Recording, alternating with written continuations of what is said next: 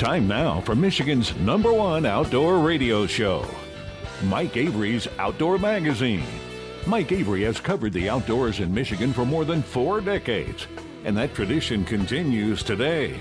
Outdoor Magazine is brought to you by Jay's Sporting Goods, the Yater Insurance Group, Angler Quest Pontoons, The Forward Corporation, Security Credit Union, Offshore Tackle, Hammond Drives and Equipment, Garber Chevrolet, the West Branch Visitors Bureau, Rapid River Knife Works, and by Michigan Brand Meats. Now, here's Mike Avery.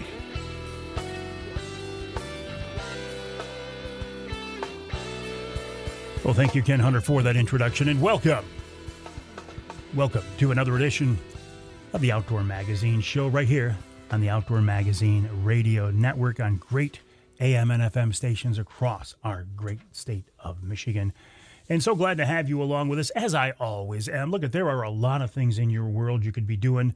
There's a lot of different content you could be viewing, listening to.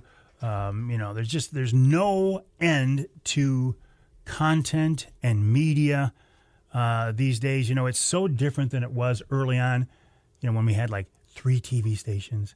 My TV show, the Outdoor Magazine television show, what were the numbers it drew? It was stupid. This is when I was on TV5 in Saginaw, and it was after the Sunday night 6 o'clock news leading into 60 Minutes. Was there ever a better time slot for a TV show? And it was something like, and don't hold me to this, but it was a stupid number, something like 80% of the TV shows in that 80% of the TVs in that market at that time were tuned into my television show. That's unheard of these days. That is a number that'll never be reached again because there are so many different things vying for your attention. So going back to my original point of the fact that you're hearing my voice right now, whether it's the broadcast version or the podcast, thank you so very much. I do certainly appreciate it. So the question right now, I'm going to ask midweek from mid-Michigan, and by the time you hear it this weekend, wherever you are in our state, you might say, what is he talking about? So the question is wintertime dead? Is it? Well, I was kind of thinking maybe it was, at least move in that direction. Then it got cold again, then we got some snow last night. I don't know. I don't think she's dead yet, but I think the fat lady is over there singing somewhere. I can almost hear her. And why do I hear her? Because the skunks are out. Seeing skunks all over the place. Dead skunk in the road is one of the first signs of spring. I know. And you're going to say, oh, that has nothing to do with it. The skunks are out right now because it's their mating season. I don't care why they're out. The fact that we're seeing them dead in the road, to me, is the first sign that springtime is around the corner. I have not seen any sandhills yet, although I hear reports of them in the southern part of the state. Certainly no red-winged blackbirds for me yet, although I am hearing reports in the southern part of the state. And if you are one of my friends listening in the UP, you're thinking, Avery, you are absolutely crazy. It's going to be weeks and weeks and weeks before we hear those things. So you can live vicariously through me and the folks who live south of me. Listen, ice fishing season isn't over yet, but I didn't make it out. I didn't make it out ice fishing this year, and you know what?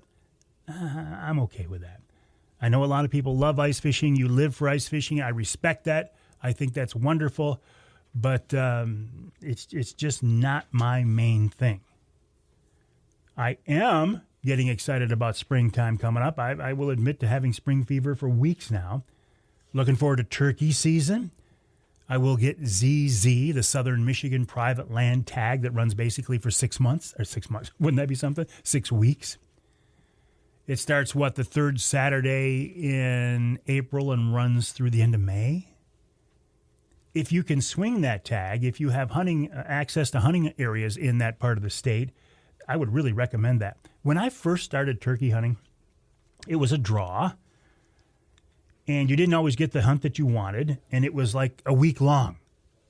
Man, you got to, if you're intent on getting a bird, which I was early on in my turkey hunting career, that was my goal, get a bird. And your season was 7 days, 8 days, 9 days, and you're having some close encounters or maybe a miss or two if you're bow hunting. I would hunt every day every day for like a week straight, 7 days straight, 8 days straight. And it was kind of a grind, but I didn't have 6 weeks to get it done. I couldn't pick my days. I had to be out there regardless of the weather, regardless of what my schedule was, regardless if I was tired. These days, though, I have learned that though it's wonderful to be out there first thing in the morning as the sun's coming up and watch the world wake up and hear the birds on the roost, because that gives you a tremendous feeling of confidence that there are birds in the area. Now, they might not fly down and come towards you, but you know there are birds in the area. So, that part I like, but don't overlook a mid-morning to a midday hunt. As I look back on the number of birds I have killed midday, probably more than first thing in the morning. So I'm looking forward to turkey season. I'm looking forward to open water trolling season. Here's something I'm not looking forward to, though. It's time for me to replace all my trolling rods and reels on the Angler Quest. And to be honest with you, I'm not looking forward to the expense. Maybe I should have been doing this piecemeal along the years, 3 or 4 rods, 3 or 4 reels. And I guess to some degree I've been doing that, but now it's just time. I want them all. I want them to be consistent. I want them to match. I want them to make it easy for me and the folks on the boat. Everything's the same. So I'm going to get probably a dozen new rods, 10 new reels at least. I'm going to get the Romanek version of the Eagle Claw Starfire board rod, 8 feet 6 inches. Those I'm not too worried about because they're fairly inexpensive rod. At one time, I was considering getting the 7-footers because, it's just easier to deal with at the back of the boat. But I got the Angler Quest that has all kinds of room back there. And several of my buddies I respect said, no, go with the 8.6. It'll give you more forgiveness at the boat with the fish on.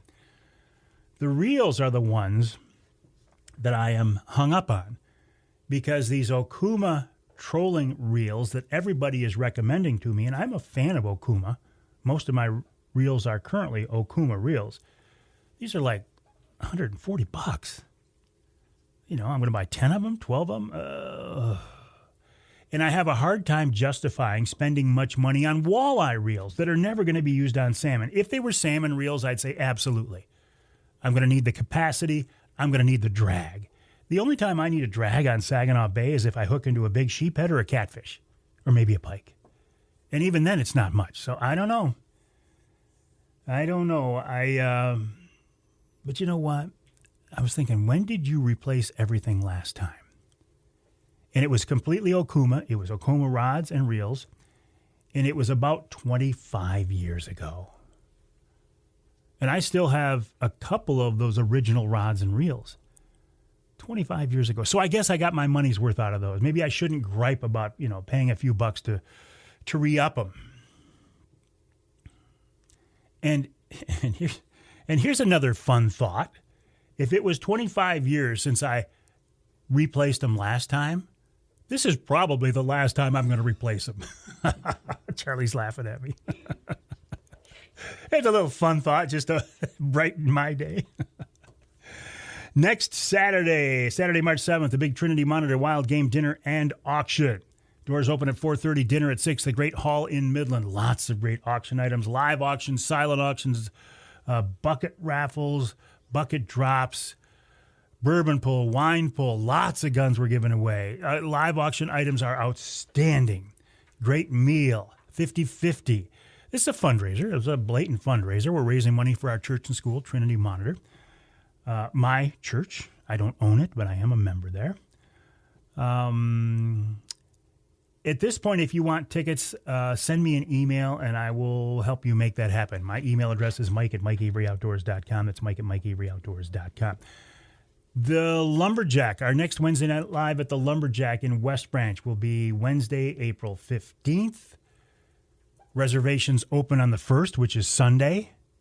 989-343-0892, 989-343-0892. Coming up on this week's Outdoor Magazine show after the break, Keil Green of the Greenway Outdoors TV show, talking about a subject I never thought we would address here again on the show.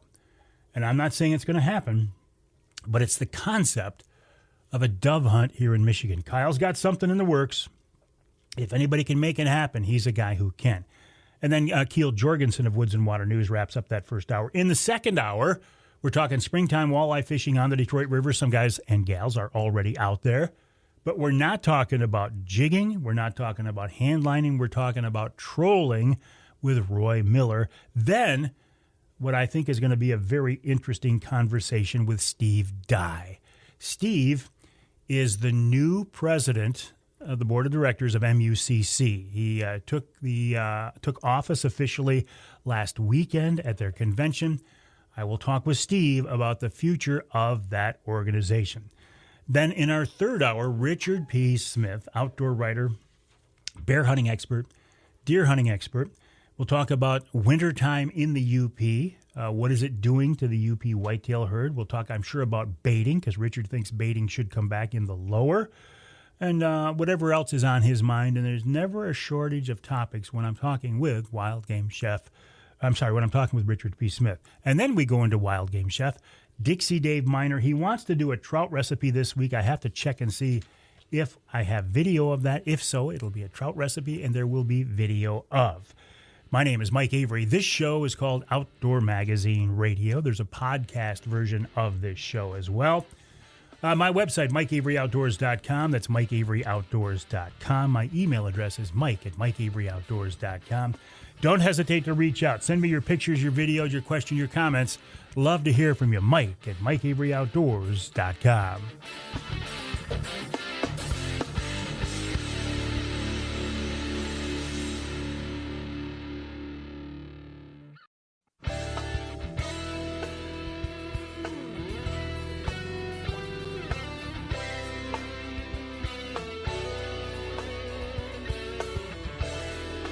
You can hear the Outdoor Magazine show in Alpena on WZTK, that's 105.7 FM. You can hear us in Carroll, WKYO 1360 AM and WIDL 92.1 FM.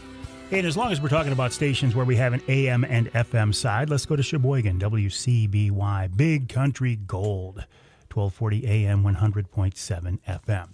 This segment of Outdoor Magazine brought to you by the Linwood Beach Marina and Campground. Linwood Beach can be your year-round Saginaw Bay fishing destination and your Mid-Michigan Angler Quest headquarters. You know I love that. Talking with the folks at Linwood Beach, they say the ice out there on the bay, and this is midweek, okay? So don't take this as the gospel. Just take it as a frame of reference. The ice midweek, as we're recording the show, is still pretty good.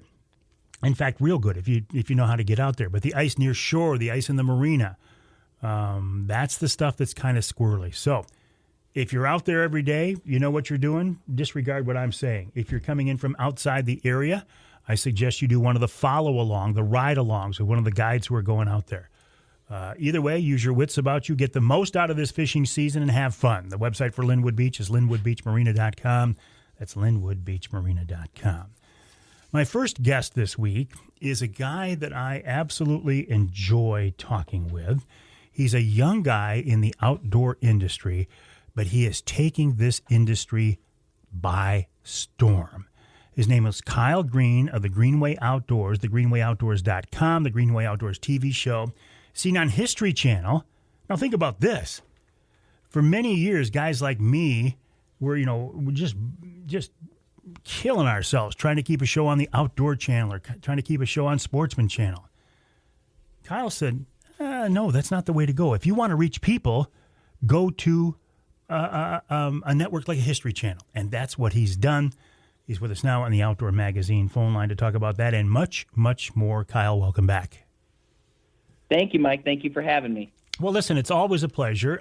Every time I talk with you, I learn something. I get some additional insight, and mostly, first and foremost, I am encouraged when I see young people in this industry so dedicated and making a difference. So good for you, Keil. Thank you, Mike. And it's just me giving it back to you because I learned from you for so many years. So I'm just trying to return the favor at least a little bit. I got about, I'd say probably 15 more years to go before I catch up to what you've done for me. Well, it's nice of you to say, but you're way ahead of what I have done. We'll probably talk about several things this week, but the first topic I want to discuss with you is something that I never thought would be a topic of discussion again on this radio show, because I was convinced it was absolutely dead and would never come back. And maybe it won't, but the fact it's being talked about is interesting, and that's the concept of a Michigan dove hunt. Yeah, it is being talked about right now. And matter of fact, the House has been talking about it. I've been talking with state representatives all week long about a bill that would reinstate dove hunting in our state. And the problem with it right now and where it sits right now is, of course, first, let me be a little bit more excited. I'm talking, my whole life I haven't been able to hunt doves in Michigan. How exciting would it be for us to get to go out and harvest the number one harvested game species on the planet? And I use the words game species on purpose. When I go buy a box of Boss Unleaded, it is an upland and dove load, and there's a dove on the front of the box. Why? They're not putting cardinals on there. They're not putting blue jays or bald eagles on there. They're putting birds that you hunt to eat. I've gone to Ohio, and I had the opportunity to hunt doves in Africa. I've got to hunt doves in a multitude of states. They taste good. They're fun. It's an awesome experience, and it's kind of like, I'm so jealous of other states, Mike. They get to kick off hunting season by going out with all their buddies, circling up on a sunflower field and harvesting a game bird that tastes that good, and they shoot them by the pile. And we've got plenty of them here in Michigan, so I can't imagine in any good conscience why we wouldn't have that season in the first place. So I wanted to start there. Thank you for that, and I have an idea why we're not hunting doves, but I want to hear what you think. So in 2006, there was a public vote put up to whether or not doves should be classified as a game species, or whether it was a songbird, whether we should be allowed to hunt it, whether we should not be allowed to hunt it. And I will tell you what, there's organizations out there like Hunter Nation and other organizations that try and get hunters to the ballot box every single year, because overall, and it's not in the circles I run in, but hunters don't vote like at all. So when this was put to a vote, it was either 21 or 23% was the passing rate on it. So it got slammed closed. The public said no because the people who voted said no, and the hunters weren't represented in the vote because they didn't go out and vote, and that's our own fault. And that was in 2006, and that is why we don't have a dove season. Now, what's interesting about that is if you go back to the early 90s and you look at the NRC. Now, for those of you who don't know, just a quick overview, the NRC, they're the guys that are supposed to be setting hunting and fishing licenses, establishing bag limits and methods of take. They regulate the harvest of game species, and they're supposed to base all of their decisions based on hard, concrete, sound science. Now, the whole point of that was to rip out emotion-based regulations. Back then, the big reason they brought them in was because they were talking about wolf hunts and different things like that the public may not like, but the environmental science proves there's a harvestable surplus that needs to be harvested, and it's sportsmen and women who owe it to the species and to the regulation of our ecosystem to do so. So the NRC is supposed to have that power. That was established in the 90s. But for some reason, in 2006, we had a vote of whether or not we felt emotionally good about hunters being able to harvest doves. And, of course, it got slammed down, as I said. But for some reason, that vote took place, and it doesn't make any sense. And what's being talked about now is kind of two paths that could be taken. Path one, and this is the one I'm pushing for, is that vote should have never taken place because this goes against what the NRC is supposed to do. Now, overall, the NRC doesn't establish that an animal is a game species or not. So that's the technicality that the people that are against dove hunting are playing with right now. But at the same time I think we'd be lying to ourselves if we didn't look at every other state and country across the world. This is the number one harvested game species in the world. This isn't like a javelina or something like that where a couple people hunt it. We're talking about the number one harvested game bird in the world. So if you are going to look me in the eyes and say, well, the NRC doesn't have the authority to say it's a game species, I'm saying God has the authority because it's already taken place in every other country where they shoot them and eat them. In every other state, I mean, there's 40-something states that have a season right now, and we've got better numbers than they do. It's so the law doesn't make any sense. So what I'm fighting for is, obviously that's path one, is to say that this vote should have never taken place because it doesn't go with the guidelines that the NRC is supposed to set based on sound science. Because no one could argue the science. Even across the world and across our country, dove numbers are either increasing or remaining level. So there's no science that anyone could make that harvesting doves in Michigan, this year's surplus to make room for next year's babies, no one could argue that that is factually sound, that it should happen. And then the other path is, so the House pretty much agrees with you and I that there should be a dove season. It would have to go to the Senate next. If it goes to the Senate, they would have to vote, and this is kind of where they're coming from. They're like, the public voted on something like almost 80%. We never get the public to vote on something like almost 80%. Why would we overturn that? Like, and if they don't know anything about dove hunting and they don't know anything about what I said, that's kind of like a logical standpoint. So my goal is to go in, present to the Senate and the Michigan Senate, and explain to them, hey, this is actually what's happening. This is actually what's taking place. This is the number one harvested game bird in the world. It was put to a vote that was based on emotion, but in the end, we shouldn't be voting on game species with emotion. And I've got to ask every sportsman and women person out there. I'm going to be having a call to action soon. I'm sure Mike will share it about who you can reach out to help me get this pushed. But let me ask you something. If they can put dove hunting up to a public vote, what happens if they put deer? What happens if they put bear? Are you so sure that we're going to get 51% on bear hunting if it's put to a public vote? This dove hunt sets a precedence we can't allow. It has to be taken back. We cannot allow the regulation of game species to be done through emotion. Otherwise, you can kiss our sport goodbye because we already don't have enough people in it as it is, which is what me and Mike fight every day. This is all completely, it's common sense. Why is Keil Green, why are you, Keil Green, a guy who is an outdoor communicator, why are you put in this position? Why isn't MUCC or Ducks Unlimited, or I don't care who it is? Why has this not come up before? Yeah, I don't know if you want that answer. I'll give the politically correct one for once in my life, and it is relatively true. I talked to two different state representatives about this bill, and one of them who you and I would think is the most greatest guy ever and would vote right down the line how every sportsman and woman would want you to vote. I mean, just a wonderful human being. And when I brought up the technicality on the NRC thing, he's like, huh.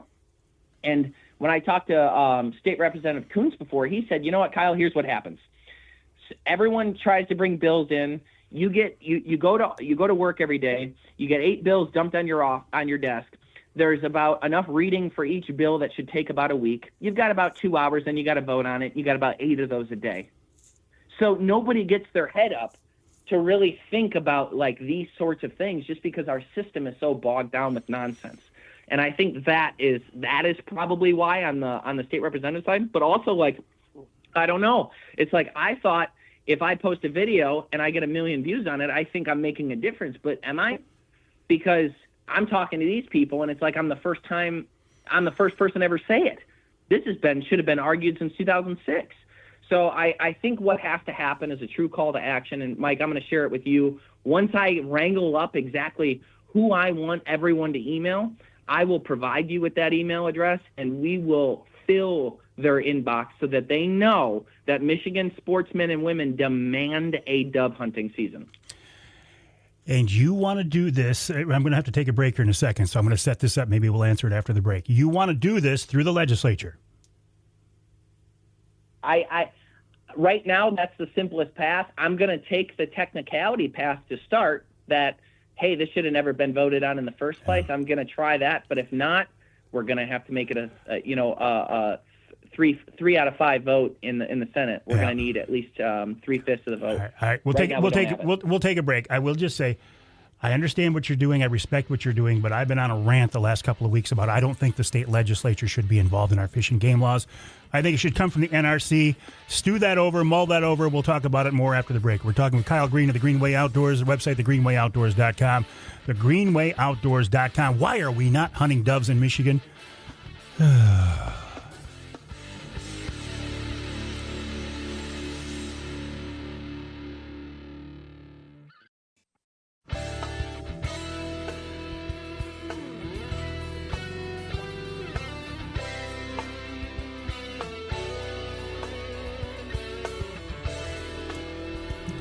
You can hear the Outdoor Magazine show in Houghton Lake on 2 stations, both of them FM stations.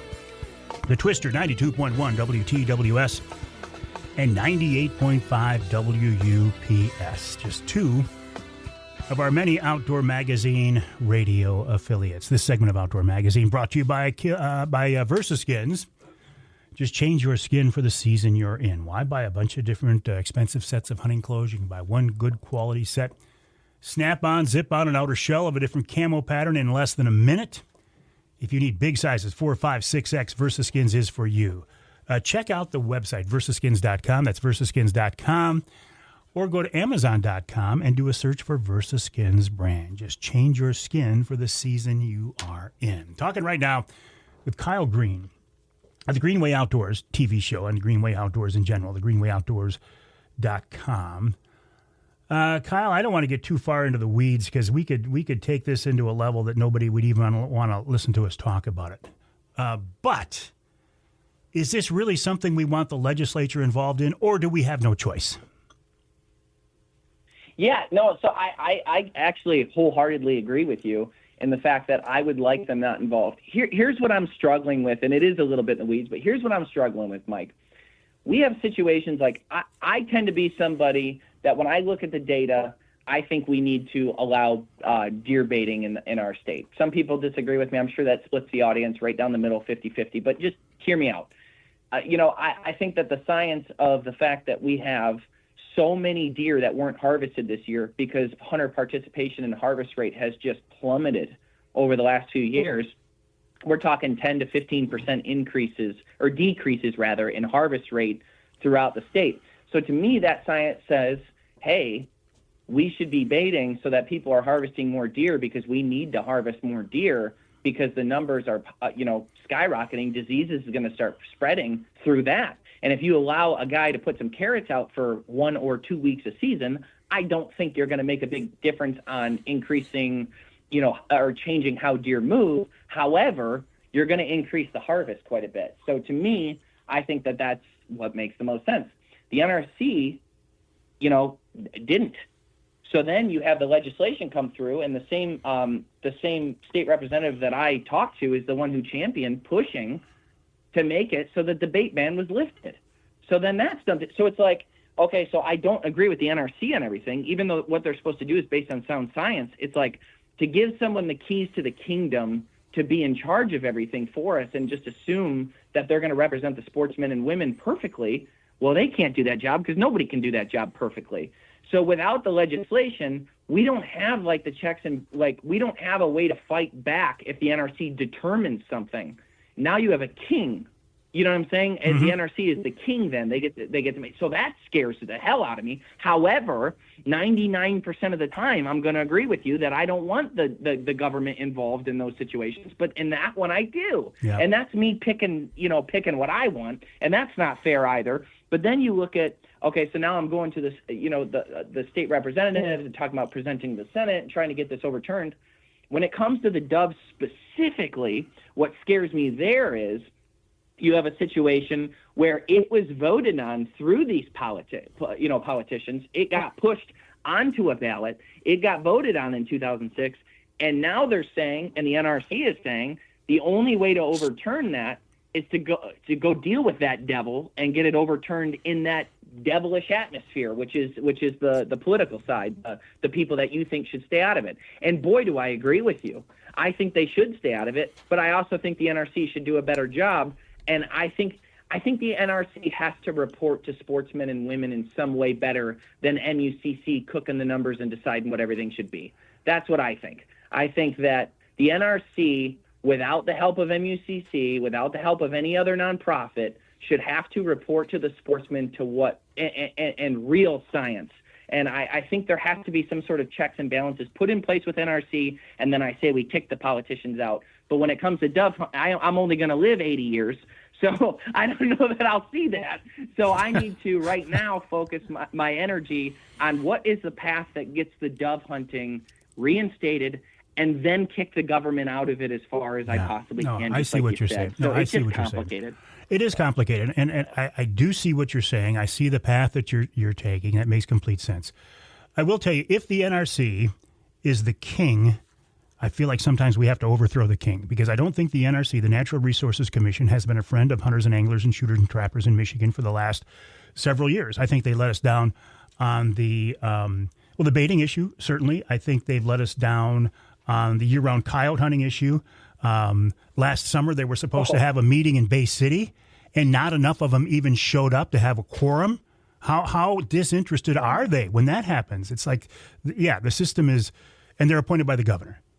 So I don't know. Kyle. I don't know.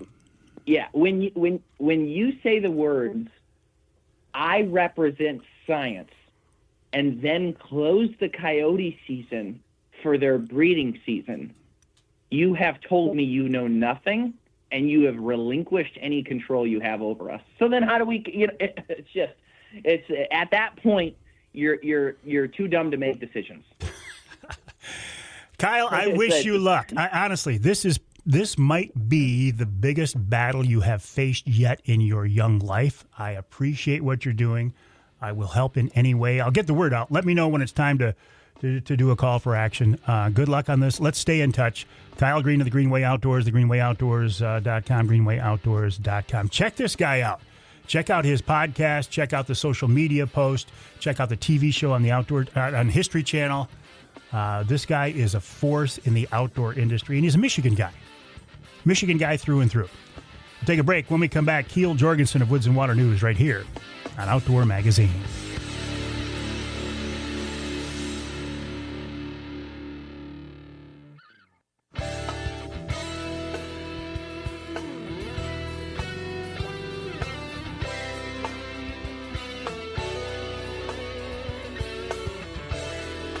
Charlie, I forgot to print out that affiliate list again. I'll do it at the top of the hour. You can hear the Outdoor Magazine radio show on a bunch of great radio stations across our state. I'll get back to that list here after I remember to, I didn't remember to print it out, but I can send it to Charlie and he can print it out. This segment of Outdoor Magazine brought to you by Killer Food Plots, Michigan-based, family-owned. Need I say more? You know that I love to support with and partner with and work with Michigan-based family-owned companies. Killer Food Plots is one of them. Rich and Ellie Krazan own Killer Food Plots, and they do a great job. Now, I realize you're not hunting over food plots right now, and you're not quite starting to put in food plots yet, but that time is not that far away. In fact, frost seeding in some parts of our state is not far away at all. So, I think I've got Rich coming on the show here in the next couple of weeks to talk about that. But this is a good time of year to reevaluate your food plots. What did you do right? What did you do wrong? What do you want to change? That's where we are on our lease property, going through that same process, and Rich is going to work with us on that.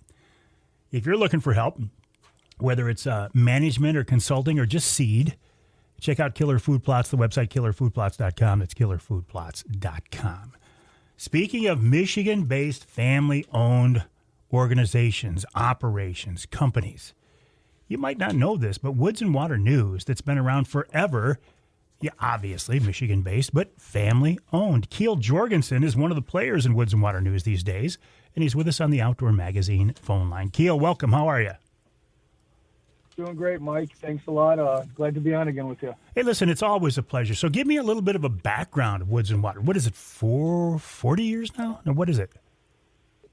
Well, it's 42 years old. The magazine is, and then this September 11th through 13th is our 40th anniversary of our outdoor weekend. Wow. So it's been a while. Did you know as a kid coming up that you were going to end up working in the family business? No, I did not. I hoped it, when I got a little older and more involved and went through college. It was always a passion of mine. It's something I wanted to pursue and do and carry on that legacy that my dad, Randy, and my Uncle Tom, developed. And yeah, so as I got older, it's something I really wanted to do. And I know that they really cherish and appreciate this younger perspective and the enthusiasm and the different outlook that you as a younger guy bring into this. I mean, and that's how things continue, right? We got to bring in fresh blood, new blood, and you're the fresh blood. Oh, yeah. Almost 43 years old, I'm the fresh blood. No, I mean, you always, in this industry, you got to evolve. Yeah. Like we've talked before, everything changes so fast every couple of years. you got to recycle of things, and evolution of this business is a necessity. We had the Ultimate Fishing Show Novi last weekend was Outdoorama. Grand Rapids is coming up. You guys always have a presence at those shows. I know that's a lot of time, a lot of resources, a lot of expense as well. Why do you do that? I think it's face-to-face, seeing our customers, being in Emily City. You don't always get that other than our show and then the shows we go to. Yeah, as you said, Ultimate Sports Show, the DeVos, the 12th and 15th of March. Getting in front of your customers, getting in front of your loyal readers. We got to do that. We love talking to them, hearing their input, feedback, the pros and cons of both sides of it, and that's really the main thing, Mike. And you at Woods and Waters have done a very good job of kind of walking this razor's edge of some of the real hot outdoor political items or topics in the state. You really don't take a stand one way or another. You do try to present both sides, don't you? Yeah, we have to. I mean, yeah, like you said, there's a fine line, and we got to find that balance of what our beliefs are, what the state's beliefs are. But yeah, we got to present both sides. Have you ever, or has anybody ever done an editorial page? Has that ever been part of the publication? Yes, absolutely. We get submissions all the time of topics and people's beliefs and thoughts, and we got to be very careful, and we just can't run to run. Can't have something completely outlandish or not appropriate. So we go through a lot of those things very carefully, and we will submit that stuff. And along that line, I know you've got a very strong stable of well-respected, well-known outdoor writers here in Michigan. If somebody had a really cool outdoor experience or they've got a really innovative way of hunting or fishing, can they submit an article to you guys? Is there a chance in the world it'll end up in print? Yes, we encourage that. Every month we have one like that. So all I got to do is email WNW@pageone-inc.com, and we will get something in. Again, we edit it and make sure it's appropriate for the magazine that month and topics. But yes, we will absolutely do that. And how do we get Woods-n-Waternews? Where do we find it? You can find it at your local newsstand all across the state. You can go to www.woods-n-waternews.com, get it online, check out our Facebook page. We're right at your fingertips, digitally and in person. All right, Keil, keep up the good work. You and I will talk again soon. If I don't talk to you before Grand Rapids, have a good show there. And again, Woods and Water News, woods-n-waternews.com, woods-n-waternews.com. Thank you, Keil. Appreciate your time. Thanks, Mike. Always appreciate you. You bet. Now, Charlie, think about this. This first hour of the show here, I actually had two young guys on. Now, Keil's laughing because he said at 43 he's not a young guy, but actually he is. See, I'm trying to get fresh blood, young blood into this show. The future of the outdoors doesn't belong to guys like me. It belongs to guys like my kids and more over grandkids. We got to work to keep this going. It's not gonna happen on its own these days. Hour 2 coming up after the break.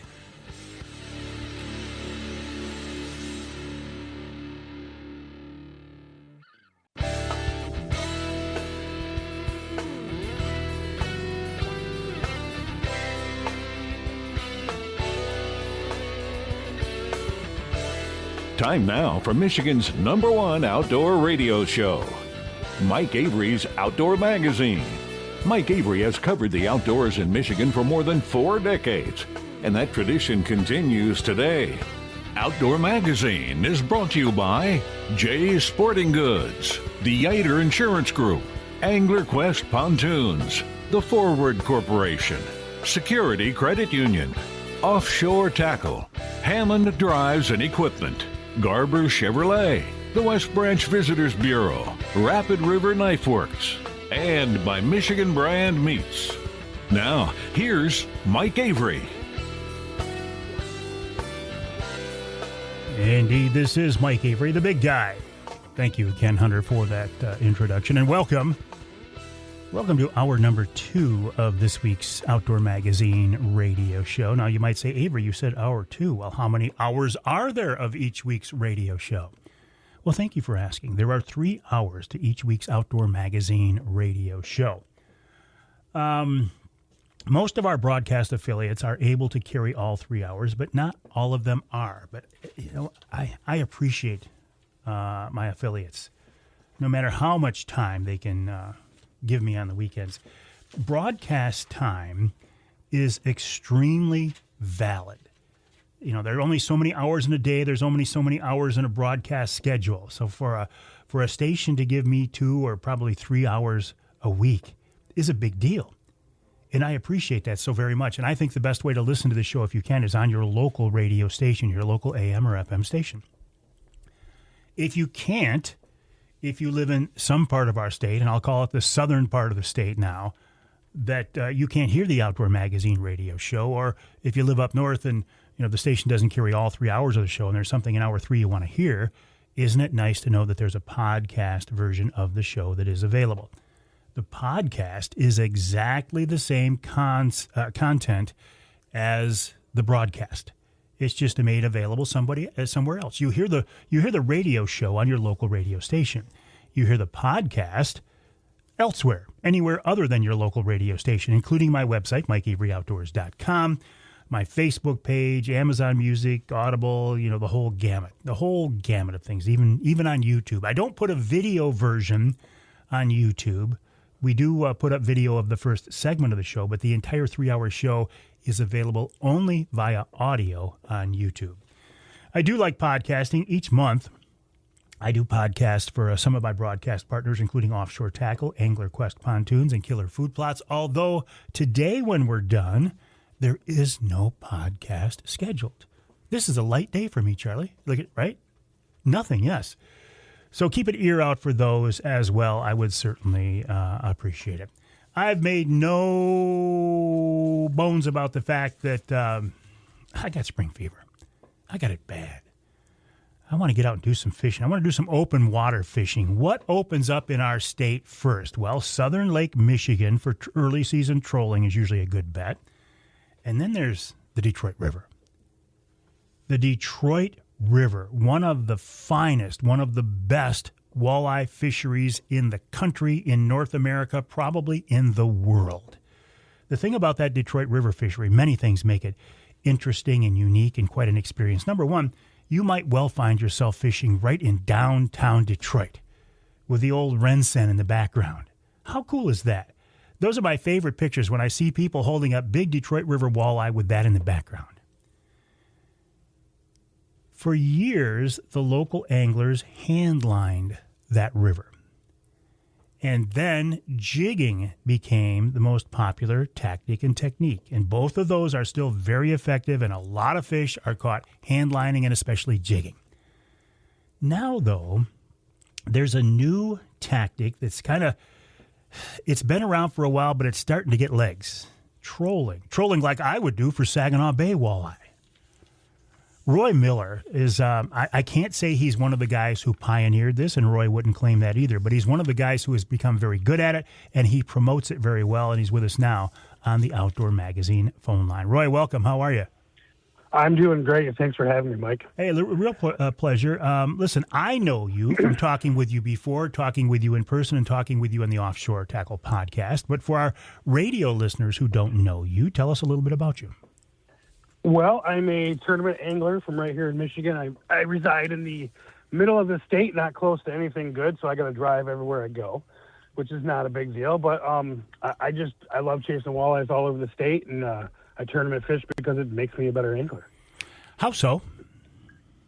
It pushes you out of your comfort zone, Mike. You're forced to do stuff like trolling the Detroit River that you wouldn't normally think about doing or have time to do if you just wanted to go out and smack a quick limit or fill your freezer for the day or your live oil for the day. And it really pushes you outside of your comfort zone to really target specific fish and try to get the best 5 you can get for the day.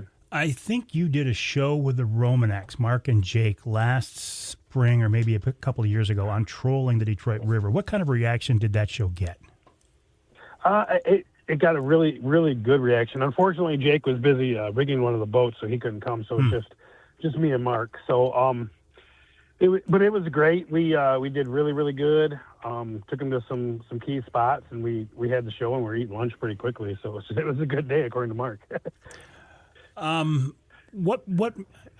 realize you're forced to use different tactics, different techniques, but I'm just thinking the day you're out there, you're jigging the river. What made you put down the jigging rods and pick up the trolling rods? Well, honestly, we were on the Canadian side, and we were jigging, and we've seen these fish that were suspended on a live sonar. They sure did look like walleyes. So we brought the jigs up and played with them for a minute, and we finally got one to eat, and sure enough, it was a walleye. So what better way to target suspended walleyes than trolling them? I think that's way better than trying to quote unquote ice fish them on a suspended 5-6 feet off the bottom in that current. So that's what we do. That's why we do it. And when I think of trolling, I think of, my angler quest on Saginaw Bay. I got a great big spread out there covering a whole bunch of water, but there's nobody else around me. I don't have to worry about other boats. I don't have to worry about making people mad. I got to believe on the Detroit River with all that boat traffic, that is a concern. It absolutely is a concern. You have to be very mindful, right? People aren't used to seeing what we're doing. Everyone's kind of in that same line, kind of coming down. So just like if you're trying to hand line to the pack, you have to be kind of mindful. And I try to target less popular areas. I definitely would not try this between the bridges on a Saturday morning in the middle of April. That would be a bad decision. Yeah, that wouldn't be good. That wouldn't be good. Old Lance would not be happy with me. So, no, he would not. We try to target less popular areas and just know that we are not the norm. So we try to give grace and be able to move around a little bit. 'Cause, I mean, obviously we can target different areas around the boat because we have a spread. We do try to keep that spread pretty tight to the boat, but we slide over and slide out kind of like you would with hand lining. That's what I was going to ask you about, keeping your offshore boards, at Saginaw Bay or Lake Erie or anywhere else. You might put those boards out a ways. I got to believe they're in the river. You're running them pretty tight, pretty close. Yeah. So two of my favorite places to fish, Alpena and the Detroit River, you fish them totally opposite. One, you send the boards as far out as you can. Another, you kind of keep them pretty close. The water is cleaning up in Detroit, but these fish are not boat shy like they would be like in Alpena. So why, again, are you running them so far out in northern Lake Huron there because the water's so clear? The water is crystal clear. When you can see bottom in 30 foot and make out fish as they're swimming through the rocks, it's definitely a different situation up there than it is pretty much anywhere in the state. You had a tournament last summer up there? Yeah. How did that go? We were second after day one, and we fell to fifth on day two, but we still finished in the top five. So anytime you can do that with a group of anglers that we have is a very successful day. Yeah, good for you. And as you say, that is such a different fishery than the Detroit River down there with all the people and a limited amount of water. Now, the Detroit River is a big body of water, but still it is a river. You can see across it, not like Lake Huron. Correct. Yes, you can't see across Lake Huron at all. What about direction of troll, upstream or downstream? Is that a factor? It is, and it has everything to do with boat control, in my opinion. So I try to head upstream just so I can keep the current at the bow, and I just have a little bit better control over the boat and how. And plus, everyone else is coming downstream at you. So if I'm going upstream at them, we hopefully can see each other and maybe give some grace either way. But upstream, you can get more control. You can keep your baits where they need to be. It's easier that way. You can go both ways. I just find it easier to go upstream. And what about speed? Because speed is going to screw me up because you got current flowing down at you and you're trying to troll against it, but then you've got the relative speed, the actual speed at the bait. Yeah, so we don't run a fish hawk because I just don't want to lose anything or a Scotty Seek or whatever your thing of choice is there. I try to do the math. I didn't pay real close attention to math class in high school. Now you wish you would have, don't you? I wish I would have, yeah. But you just kind of got to do the math. The current probably is about 1. You're trying to go about 1, 1, 2, 1, 4, 1, 5 upriver. But honestly, you just let the fish tell you what they want that day because it can change, and it can change hourly sometimes. So look at your baits to get a reference. How are they running? Yeah, that looks about right. And then let the fish tell you what they want. Yep. So we're going to tune baits anyways every time we put a board out. We tune the baits. Offshore's got the great tool for tuning baits, so it works great for that. But you can look at the bait and you can watch how it's running next to the boat. And if it looks like it's working too hard, slow it down. If If it's lagging, it's really slow, speed the boat up a little bit, and then kind of vary that throughout the day and see what the fish are gonna eat. Roy, hang tight. We got to take a break here in the Outdoor Magazine Show. We're talking with tournament angler and hardcore walleye fisherman Roy Miller. You can find him on Facebook, Instagram, and TikTok. He promises me he won't be doing any dances on the front of the boat on his TikTok feed. It's all good fishing information. When we come back, the first question I have for Roy is about this concept of tuning baits. This is something we do on the big water as well. It can't be overlooked, yet a lot of people do.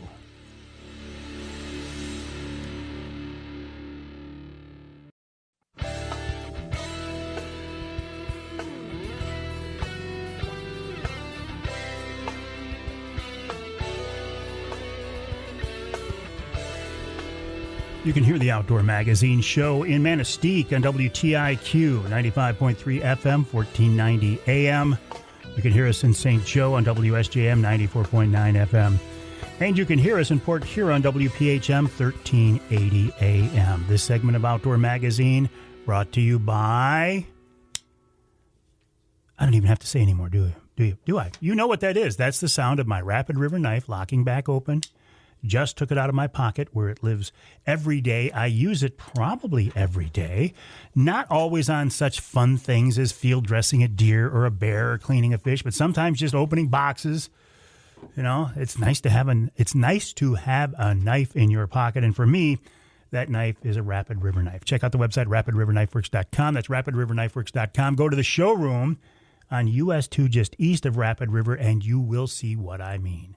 Handmade by craftsmen in Michigan's Upper Peninsula and guaranteed for life, rapidriverknifeworks.com. So we're going from Rapid River in the UP. Now we're headed downstate to the Detroit River, the D, as they call it, and the phenomenal, world-class, wonderful, fun, productive walleye fishing on the Detroit River in the springtime.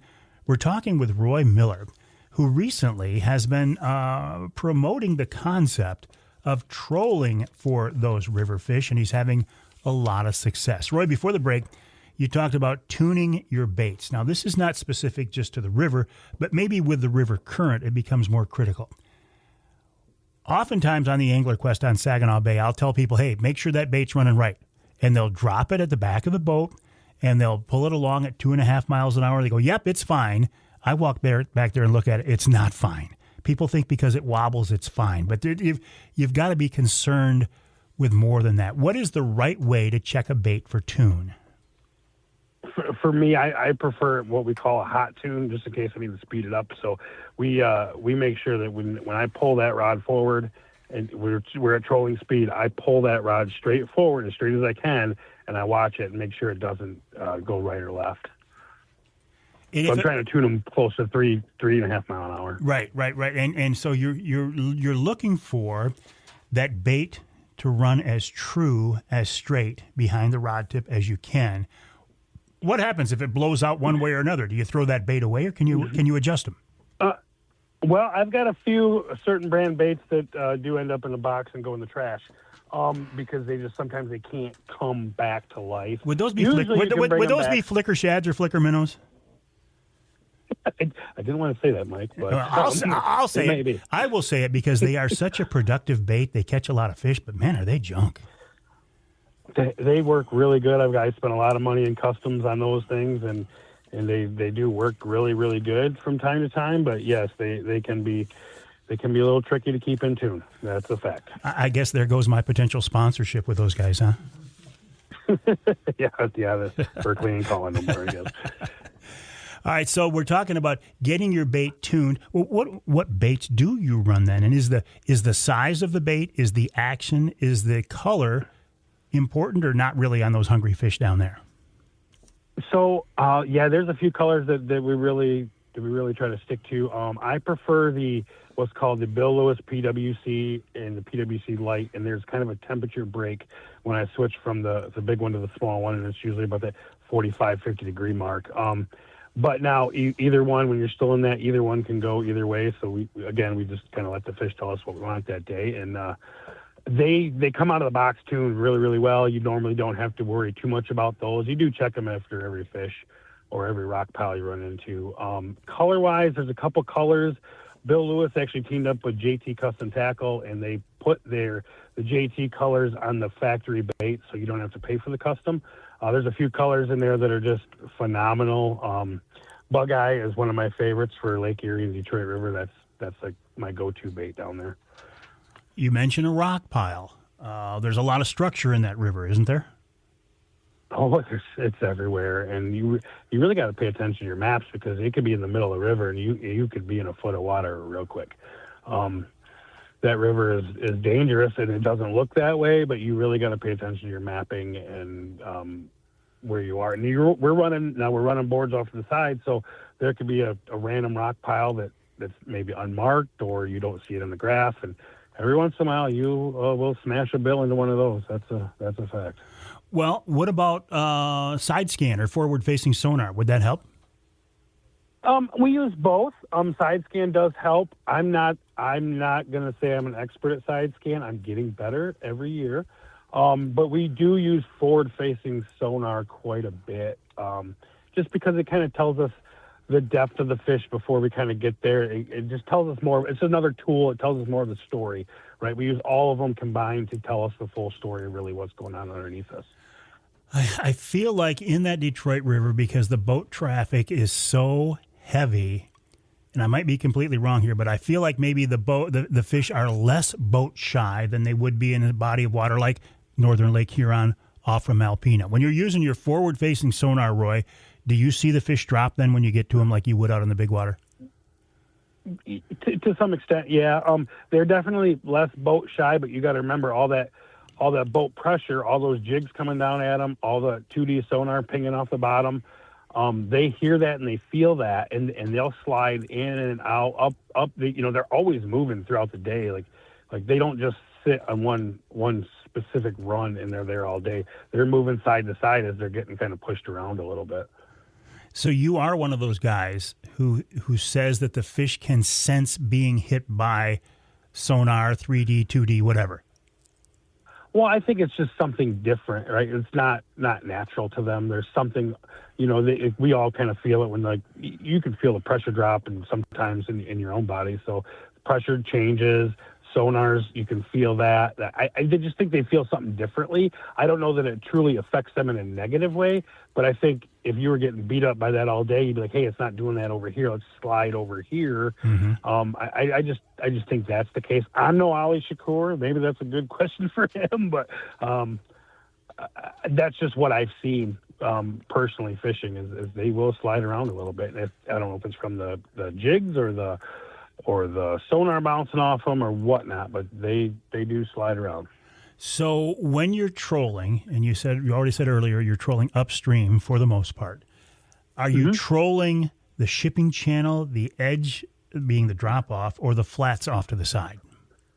You're usually looking for flats off to the side near the shipping channel because these fish, my thought is we catch a lot of post-spawn fish. So the males are stuck to the bottom. They're doing their thing. The spawning females are stuck to the bottom doing their thing. But after they spawn, these girls are up and they're headed to the lake, whichever lake, St. Clair, Erie, wherever they're heading back to, wherever home is.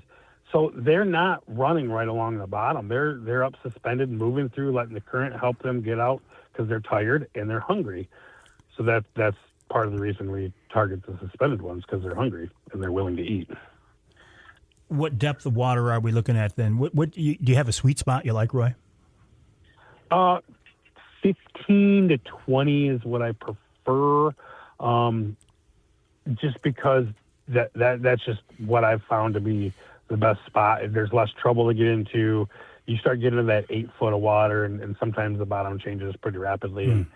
And I've got a kicker with a few dings in it from something like that. So I'm a little cautious, 8 foot or less. Yeah, thanks for reminding me that that was one of the questions I was going to ask you earlier. Bow mount electric, or does that not have enough juice? Do you need a kicker on the Detroit River? I use both, Mike. Really? The bow mount's going to be my direction. I'm going to lock my kicker in tight and use that for propulsion. So the bow mount will also provide a little bit of propulsion, but mainly that's steering. When will you start doing this? I've already heard reports of people on the river. When will you get down there, Roy? Well, I've still got 2 more sports shows to go, so the next 3 weeks are kind of tied up for me. But as soon as the ice is out and as soon as that Grand Rapids show is over, we will be heading down. That's a fact. What I asked you this a little bit earlier, but what do people think when they see you coming upstream? Are they curious? Do they ask you questions, or do they swear at you? We've had both. So the best thing is when they say, "Does that actually work?" And at the same time, a board's rocking back. And I say, "Yeah, it really works." And throughout the day, if you get on a very productive run, you can watch guys start trying to troll jigs upriver because they left all their stuff at home. And I try to always make sure, no matter what I'm doing, I've got spinning rods, trolling rods. They're all in the boat all the time, just in case. But some people they go down just a jig, and if it's a slow day and those fish are up off the bottom, then if you don't have your trolling stuff with you, there's no way to target them effectively. And I get why people love to jig for fish. I love it. To have the rod in your hand when a fish bites, there's nothing else like it. No, it's a fun time. I absolutely love jig fishing, but I'm not going to take my 5-year-old down to the Detroit River and say, here's a spinning rod, make sure you can feel bottom. That's going to be a very expensive day for me. But I can put out some boards, and we can still go down and target those same fish. He has a good time. I have a good time. I lose way less equipment. It's financially better for me. So that's another reason, is because you can get more of the kids involved in the Detroit River fishery and just experiencing that whole situation down there. It's one of a kind. For those guys who do try to troll jigs, does that work? Can you catch fish that way? Yeah, I don't see why I wouldn't. I've done it a little bit on Lake St. Clair over weed beds and stuff. I've never done it in the river. I've casted jigs in the river and been successful. So I think there's multiple different ways to fish the Detroit River. And I think as anglers, sometimes we get very narrow-minded, especially Michigan anglers. But we do get narrow-minded, where all you can do is jig the river. Unless it's dirty, then you hand line. Unless it's made, then you gotta pull crawlers upstream or downstream. So we, as Michigan anglers, we just need to open our horizons a little bit and realize there is more than one way to skin a walleye in the Detroit River.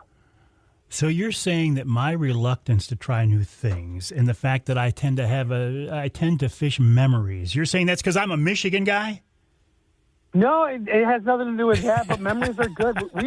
We are absolutely blessed with the fisheries we have in Michigan. Saginaw Bay, all the way down to Lake Erie. I mean, we are blessed. We have a different rate of catching, usually not fishing. So when you get outside of that, like in Sault Ste. Marie, you get humbled quickly as a Saginaw Bay, Lake Erie angler up there.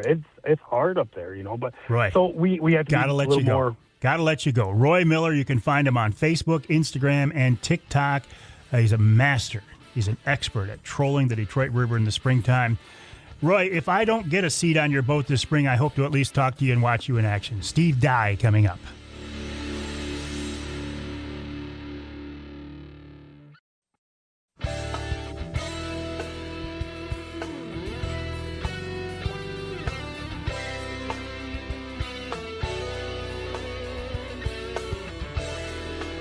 You can hear the Outdoor Magazine show in Holland on WHTC. It's 1450 AM, 99.7 FM. You can hear us in Muskegon, WKBZ, 1090 AM, and you can hear us north of the bridge in Newberry, WNBY, 1450 AM. This segment of Outdoor Magazine is brought to you by the truck trolley. Why? Why does everybody not have a truck trolley? Once I got a truck trolley, my life changed. I could throw away the old man stick that I had in the back of my truck, which was basically a broom handle with a metal hook on the end of it. I was reaching over the tailgate into the front of the bed to try to pull things back that had slid forward. I got a truck trolley in there, install it in just a few minutes. It's not permanently mounted. It's not bolted in. It's held in with cables, straps. You can pull it out to get access to your entire bed, push it back. It lets you use the entire bed, yet it's not permanent. If you need to haul gravel or stone or whatever, you just take it out. I love this thing. Michigan-based family-owned company. You know I love that. The website, trucktrolley.com. That is trucktrolley.com. I am a Michigan guy. I spent my entire career here. I was born here, raised my family here. I see no reason to leave this state. Now, yes, do we jump out of the state once in a while to do some things? Yes, but there's nowhere else I want to live. I have a commitment to, maybe this sounds strange, but I have a commitment to Michigan. I have a commitment to the outdoor lifestyle in Michigan. I want to do whatever I can to encourage this lifestyle to continue for my kids, my grandkids, and beyond. MUCC, Michigan United Conservation Clubs, has had that commitment as well. Steve Dye is the new president of MUCC. He officially was handed the gavel last weekend at their convention in Novi, and he's with me now on the Outdoor Magazine phone line. Steve, welcome. How are you? Good morning. Thanks, Mike. Doing well. Doing well this morning. Congrats on your new title. But, man, you kind of took over during interesting times, didn't you? Yeah. Thanks for that. But, yeah, there are interesting times coming up. Well, some challenges ahead. Tell me a little bit about MUCC. Now, what position are you in now, Steve? And how did the organization get to where we are? Where we're at today, we're making some changes. The board has gone through our budget and made quite a few different cuts. We have gone now where we have hired contractors to help us out with both policy. We hired a firm out of Lansing to help represent us. Where in the past we had one person, now we've got 6 people with that company doing that. One of the big things we did, too, is we're working with a firm out of Ann Arbor for our financial reporting and status. And we've also hired a marketing firm out of Midland that does a lot of work in the outdoors to help us with that. And each one of those contractors comes in with a staff of 5 to 6 people to help us out with our next phase of MUCC. But the big thing, Mike, is that our mission's not changing. We're going to always be there. And I think I mentioned that when I was talking on Saturday, that our mission's not going to stay, or change, rather, I'm sorry. We're just going to be ourselves, be representing and being the voice for Michigan hunters and anglers and trappers and conservationists across the state. So we'll be there. I know one of the things that had been talked about was if MUCC is to survive and flourish in the future, that you're going to have to look at the non-consumptive groups like mountain bikers and campers and even bird watchers or whatever. And I've told you, Steve, I welcome that. There is strength in numbers as long as we don't lose that core principle of standing up for the hardcore hunters and anglers and shooters and trappers. Is that a concern? I think we will be looking for other sources. One that I would add to that somebody came up with an idea of how about different communities that rely on hunting and fishing for their businesses, is approaching those kind of chamber of commerces, something like that. But we do have to look for other sources of membership and income for MUCC. Is there a concern, and forgive me, Steve, but I gotta ask you this because I'm hearing from people who ask me this because they know I work with MUCC. Is there a concern that the organization cannot survive?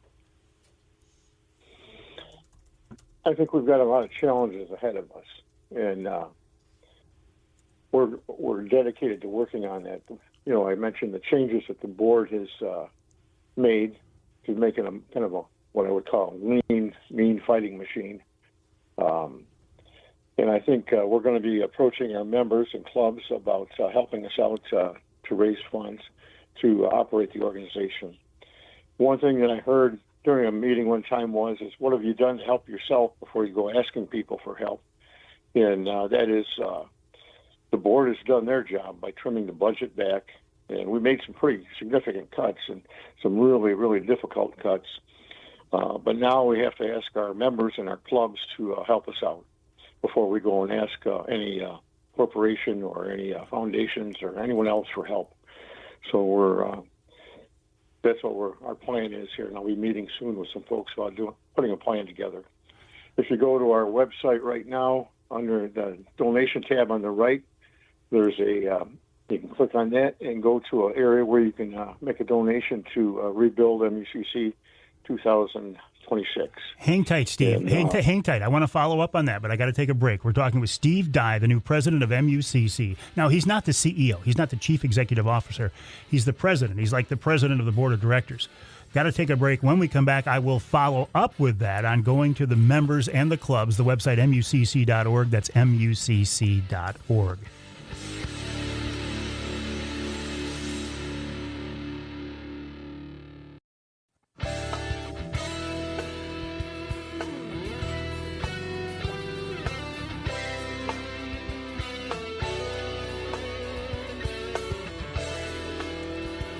You can hear the Outdoor Magazine show in Lansing on WILS 1320 AM. You can hear us in Sandusky on WMIC 660 AM, 95.3 FM. And you can hear us north of the bridge in the Sioux on WKNW 1400 AM. The Ask Avery segment is brought to you each week by the good folks at Security Credit Union. Security Credit Union loves to work with outdoorsmen and women, and they can help you with your next outdoor adventure. Check them out online at securitycu.org. That's securitycu.org. Ask Avery segment this week is dealing with MUCC. A lot of people have been asking me about MUCC. They know that I have partnered very closely with MUCC. On the phone line with us now, Steve Dye, the new president of MUCC. Steve, I appreciate your time, and it's important to point out you are not the CEO, right? You're still looking for a new CEO, correct? Correct. We're still in the process of looking for someone. Okay. So, and we're working with the organization to find different candidates for that. All right. Well, good luck in that. The sooner the better, right, for everybody all the way around. Yeah. Let's go back to your comment before the break about going to the membership. Traditionally, when folks were members of MUCC through a club, the dues that club paid were just crazy low. You've got to do something about that, don't you? One of the first things I want to do is get our membership committee together and come up with a new program.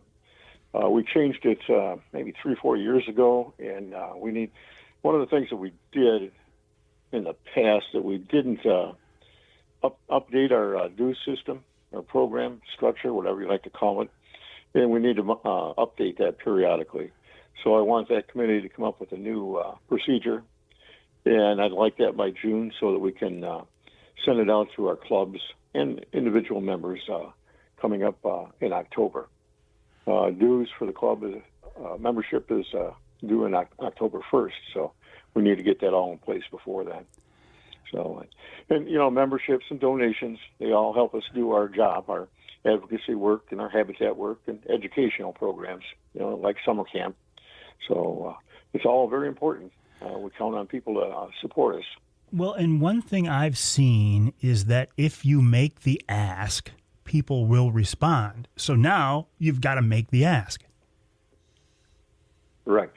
One of the things at the convention is past President Rob Miller made the ask of the attendees there, and we passed the hat and other commitments from people in the room, and we raised $39,000 just in a short time at the convention. I mean, a very short time, within maybe 15 to 20 minutes. So we know the support is out there, and now it's time to make the ask. And I'll be meeting with our marketing firm here either this week, end of this week, or the first of next week to develop a program to make that ask of members.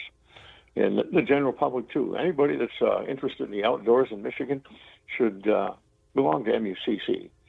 We protect the rights and the things that we like to do, the traditions of Michigan outdoors men and women, and it all comes with a cost. Without finances, you can't do those things. And this is not just something that MUCC is facing. I know that conservation groups across the country are facing this. I see it in my own world. I see it in church groups and civics groups and volunteer groups. It's just, people don't join like they used to. The members tend to be older. It's a real problem facing a lot of groups today. But from my perspective, Steve, I look at this outdoor lifestyle, And I am too passionate about it. I care too much. I care too deeply about it to just sit back and do nothing. Yeah. I've been in the outdoors all my life, whether it was in scouting or with the Metro Parks where I worked or with Ducks Unlimited. So I'm deeply committed to it also. And it's my lifestyle, whether it's with my kids going hunting or my grandkids, getting them into it also, or fishing. And we dabble a little bit in trapping too. So that's a commitment that we have. And everybody that I know with MUCC is committed to it. I mean, that's their way of life, one fashion or another in the outdoors. So we're all committed to making MUCC the best it can be. One of the things that we learned at the convention was Mark Smith from National Wildlife Federation was there. And he talked about other organizations similar to ours, like in North Carolina, Georgia, Ohio, Wisconsin, have all had issues like we have right now. And they've all kind of stepped back and looked at their organization and reorganized it. And they're all back up and running in great shape right now. So that's what we intend to do. I have a committee right now that's getting together to talk about what the MUCC might look like in another year. So looking forward to it, really. And I'm pretty optimistic about things with MUCC. I think there's a lot of things happening behind the scenes that we can't talk about right today, but they're coming. And I'm really optimistic about the future of MUCC. And I want it to be here, and I want to be a part of it for the next, I won't be here for 100 years, but for the next 100 years, we need to be here. Well, Steve, as I told you, I will continue to support MUCC because what choice do we have? We can't just sit back and let it go. So I stand with you guys. I will do everything I can to help out the cause. I would encourage you to keep an eye, on the main goal, and we'll see what this organization looks like in the future. Appreciate your time. Steve Dye of MUCC, the website, mucc.org.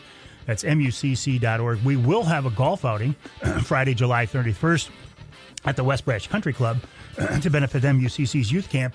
And don't be surprised if there's another outing that shows up on the west side of the state as well. We'll take a break. When we come back, Richard P. Smith in hour number 3.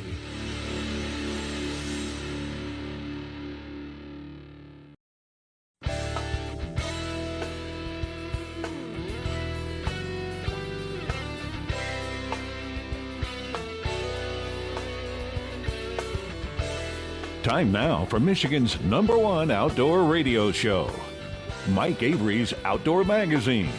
Mike Avery has covered the outdoors in Michigan for more than 4 decades, and that tradition continues today. Outdoor Magazine is brought to you by Jay's Sporting Goods, the Yater Insurance Group, Angler Quest Pontoons, the Forward Corporation, Security Credit Union, Offshore Tackle, Hammond Drives and Equipment, Garber Chevrolet, the West Branch Visitors Bureau, Rapid River Knife Works, and by Michigan Brand Meats. Now, here's Mike Avery.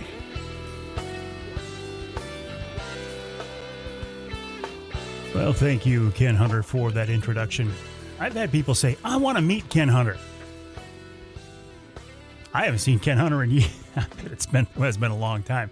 We do all of our communication electronically. I email him. I say, hey, Ken, I need this. He emails it back to me, and we're good to go. So if you see Ken Hunter, say hi to him. My name is Mike Avery. This is hour number 3 of this week's Outdoor Magazine radio show. So glad to have you along with us as I admit to having a bad case of spring fever down here where I live, below the bridge. I'm a troll. I live in central Michigan, mid-Michigan. It's kind of been up and down, and boy, this recently I felt like spring is definitely just around the corner. Now this morning, wake up, got a little bit of snow. It's cold. It looks like winter again, but I have hope. Unlike my friends in the Yup, I talked to Johnny Bowler, the Bear Whisperer, and he I tell you, that guy sits in a plow truck all day long, and he stares at snow. And he thinks he gets something accomplished, and he goes home, and it snows overnight, and he has to come back the next day and do it all again. Speaking of the Yup, my friend Richard P. Smith is an icon in the Upper Peninsula, longtime outdoor writer. I consider him to be a black bear and a whitetail deer hunting expert, and he's with us on the Outdoor Magazine phone line. Richard, welcome back. How have you been? Okay, how about you? Good. When you look out the window there, do you see any signs of spring at all in Marquette? Not at all, Mike. It's been many, many years since I've seen this much snow in Marquette. My driveway, when the snow banks are so high on both sides of my driveway, I have to creep out of the driveway onto the road to make sure I see if any vehicles are coming and nobody hits me. The banks are high enough that I can't see when I'm at the end of the driveway. So it's going to be a while before you can think about springtime. What about wildlife in the UP? Is it too, specifically deer, is it too early to say what effect this winter is having on UP whitetails? It is a little early, but based on the quantity of snow we have and how long it's going to take to melt, the potential is there for serious losses of deer. But there have been the deep snow and stormy weather this winter has provided some benefits to deer. We've had a lot of strong winds that have blown down trees in winter deer yards, and those fallen trees provide browse, valuable browse for those deer. And right now, hemlock limbs, which is a preferred winter food for deer, are weighed down with so much snow and ice that they're down at a low enough level that deer can feed on those hemlock limbs, where otherwise they would be out of reach of deer because they're weighed down by snow and ice. So there have been some benefits for deer from this deep snow, but there's so much of it that they're vulnerable to predators with this much snow on the ground as well. And if we don't have a decent breakup, we could lose a lot of deer. I think about your UP deer herd, and I feel like, man, they just can't take much more. I feel like the UP deer herd numbers are down. It's just, it's not like it used to be, is it? No, it's not. One thing that I've been doing, Mike, and other people can do that if they have access to deer yards, is these trees that have been blown down by strong winds, deer can only reach browse so high. There's often many limbs out of their reach. What I've been doing in the deer yard near Marquette is I've been going to these wind-blown trees and using a handsaw and sawing the limbs down they can't reach the browse on. And that makes more browse available to the deer. As long as they have access to food, they'll make it just fine, unless they're killed by predators. But providing supplemental food, the natural browse they're used to. And there's a number of sportsmen's clubs that are feeding deer during the winter, like the Calumet Keweenaw Sportsmen's Club is a prime example. They can always use donations, monetary donations, to buy deer food during the winter, especially a winter like this one, to help feed the deer. You talk about deer yards, deer browse, cedar swamps. That's a concern too, right? Because the deer yards, you don't have the areas of those thick cedar swamps that we did a few years ago either. Yeah, the quality of the wintering deer complexes has gone down dramatically because we've tried to carry too many deer in the past when we've had other severe winters, and we've lost a lot of deer, but those deer have destroyed the winter food supply, the winter habitat before they died. And so the quality of our wintering complexes is down because of that. You talk about feeding deer, supplemental feeding. Of course, that's still legal in the UP. You know, well, I know you know this, Richard, but there's a movement downstate to get baiting for elk and especially whitetails coming back. It's coming from the legislature. It's not coming from the DNR or the NRC. Any thoughts on that? Yeah, it should never, baiting for deer should never have been banned in the Lower Peninsula. The research that wildlife biologists have been relying on to ban baiting and feeding are not applicable to what happens in the wild. There was research done at the disease lab in Ames, Iowa, to see how long TB bacteria survives on deer bait. But that research was done in a dark laboratory where temperatures were carefully controlled. In fact, conditions favored survival of the bacteria. And they found that under ideal conditions, that bacteria can live for up to 100 days. But one thing that has been ignored is exposure to sunlight kills bacteria, TB bacteria. And that's why it was done in the dark. It's just not applicable. That research is not applicable to what happens in the wild in Michigan. And besides that, they used extremely high doses of TB bacteria to put on deer food. It just bogus information is being used to ban baiting and feeding in the Lower Peninsula. To what end? What's the thinking there? Why? Well, they're taking this research findings at how long the bacteria survived on food in controlled conditions and saying it applies to the wild when it doesn't. They're ignoring the fact that sunlight kills the TB bacteria, and they do not survive very well in the wild. In fact, based on research done by the DNR, they have not been able to culture TB bacteria from soil, water, or food at actual feeding sites in Michigan, including an enclosure where the prevalence rate of TB was like 15%.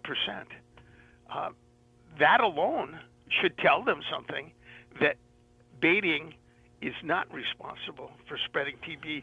And in fact, the prevalence rate of TB in Deer Management Unit 452 in the Northeast and Lower has remained fairly constant.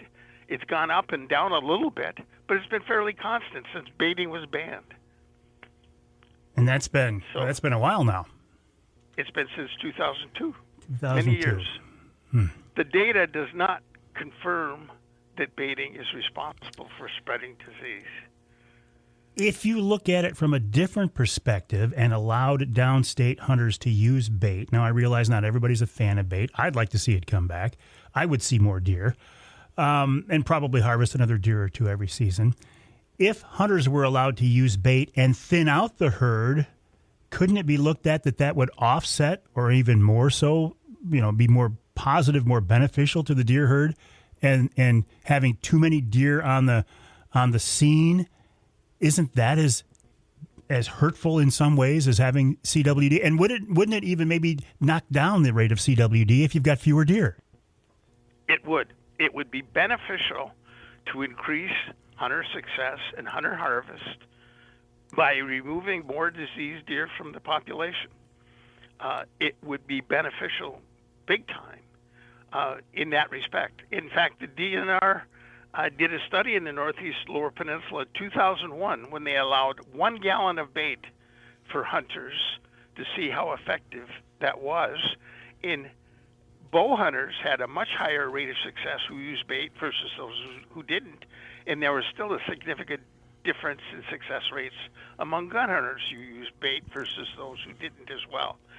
Lowering the density of deer, increasing hunter success, would better control disease in the deer population than is currently happening. Hang tight, Richard. We got to take a break. We're talking to Richard P. Smith. His website, richardpsmith.com. That's richardpsmith.com. Richard, a well-known outdoor writer, and again, in my opinion, a whitetail hunting expert, a black bear hunting expert. I have learned much about bear hunting from Richard P. Smith.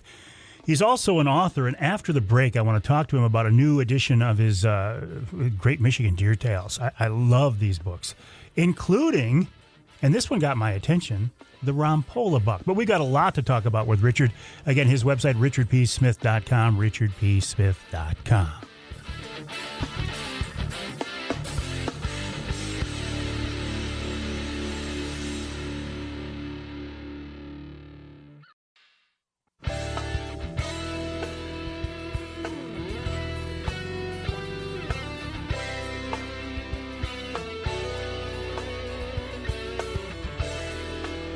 You can hear the Outdoor Magazine show in Ludington on News 97.98, 98.7 WLDN.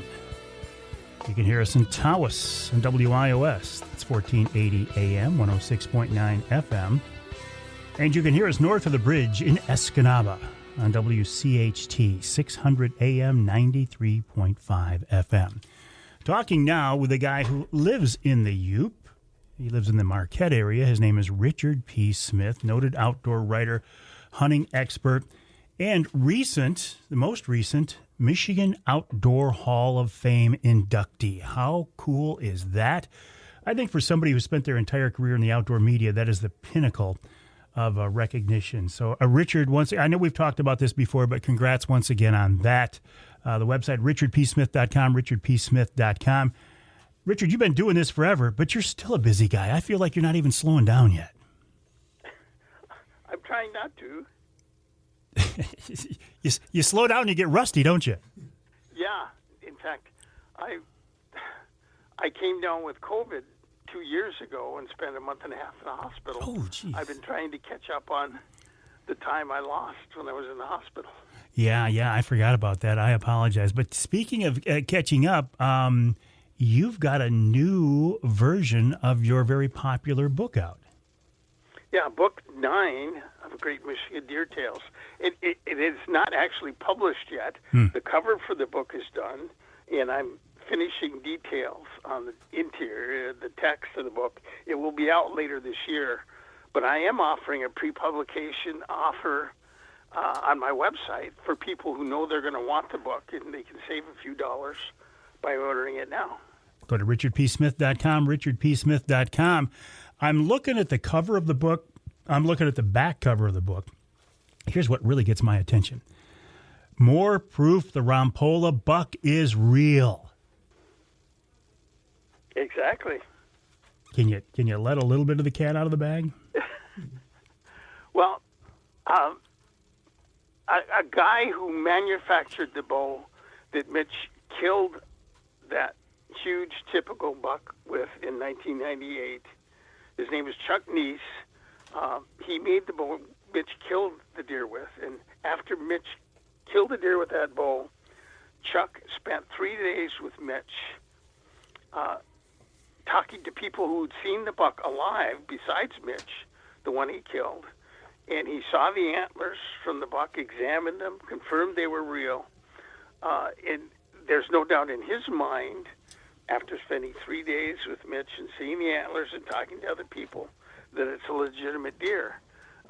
That's something that wasn't covered in previous chapters of Great Michigan Deer Tales, books 1 and 3 and 4, that discussed his buck from 98.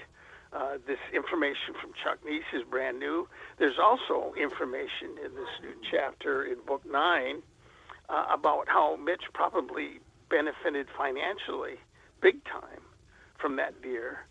A lot of people suspected he missed the boat by not taking the deer to shows and all that. But he profited another way from that deer financially. I'm actually glad to hear that. I really am. I don't begrudge him that at all. So Chuck Neese, why was Chuck sitting on this information for all these years? Did you happen to pry this out of him? Why didn't we hear this earlier, Richard? Well, yeah, he did sit on it for a while. There was a Facebook page that was started a number of years ago, not too many years ago, called Mitch Rampolla Facts or Buck Facts. I remember that, yeah. Mitch. And Chuck emailed into that website to provide this information in the last few years. And in fact, he wrote an article for another magazine about the time he spent with Mitch as well. Well, I will look forward to that. I love the Great Michigan Deer Tales because I don't think anybody looks at deer hunting in Michigan. I think you look at it from a very unique perspective. You look at it as an outdoor writer. You look at it as a hardcore hunter. You look at it as a Yooper. I mean, your take on Michigan deer hunting, I think, is pretty unique and very valid, Richard. Well, thank you. And even though the emphasis of all 9 books in the Great Michigan Deer Tales series is on some of the biggest bucks taken by hunters in Michigan, that isn't the total focus. There's a number of chapters in this new book about hunters who've been hunting for many years and not taking a record buck, but they've had some interesting, unique experiences that make them great deals to pass on. When do you expect this will come out, Richard? Oh, I'm shooting for May. Okay. But it depends on printing schedules and all that I don't have any control over. So. No, I get it. I feel like, obviously I'm not in the print world at all, but I feel like looking at it from the outside that there are some parallels in that in the broadcast world now, it's easier than ever for me to get things done because of technology. Has that helped you out at all? I mean, can you as an independent author, can you print your own books these days without help from the outside? No, I still have to go to a printing plant to print the books. And I rely on Stacy Willie at Globe Printing in Ishpeming to do the layout for the books. I don't have the software to do the layout, although I could, but that would be an added expense. And she is so good, so experienced at laying out books, I rely on Stacy to do the layout. And then I go to a printer in downstate to print the books. It's nice to have great partners who you trust to have some experience with and do a good job for you, isn't it? Exactly. Richard, when you look at the deer hunting scene in Michigan, I mean, you could pick this thing apart. There are so many different perspectives. Overall, where are we today from your observation point? We're not actually that bad, except the Upper Peninsula is worse than the Lower Peninsula. In view of the fact that so many hunters have lost sight of the purpose of deer hunting to manage the deer population. With our severe winters here in the Upper Peninsula, it's more important than ever that hunters be permitted to harvest as many deer as possible within reason prior to severe winters like this one to reduce the winter losses and reduce damage to our winter deer habitat. Both buck tags on combination deer license in the UP are restricted, and I've harped on this in the past. There's no need for that. One buck tag should be unrestricted like it was before 2008. We should be allowed to use crossbows during December to harvest deer before severe winters to increase the chances of those remaining deer surviving. Too many hunters have lost sight of that. In the Lower Peninsula,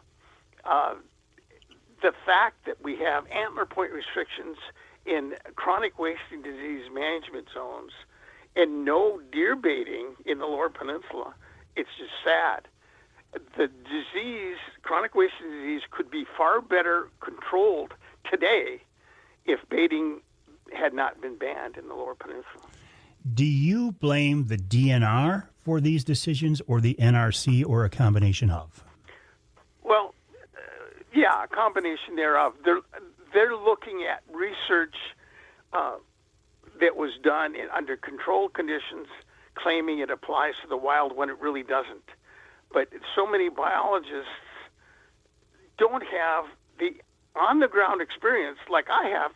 I've been walking with whitetails and observing their social interactions for more than 20 years. Most wildlife biologists don't have that experience. They don't see the social interactions that deer have, whether or not baiting is legal. The fact that they think banning baiting is going to slow the spread of disease is off base.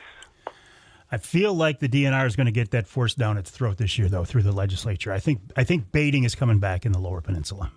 Well, I hope so, and it's overdue. It should have been done sooner. Should Michigan be a one-buck state? No. There's not a significant number of hunters who shoot 2 bucks legally every year to make a population effect on the deer herd.